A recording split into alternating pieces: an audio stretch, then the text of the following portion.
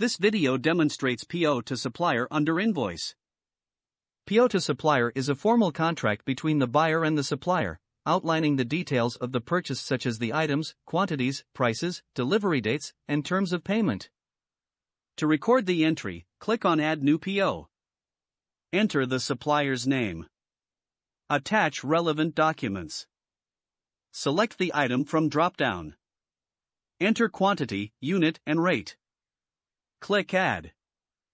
The total amount will be shown here.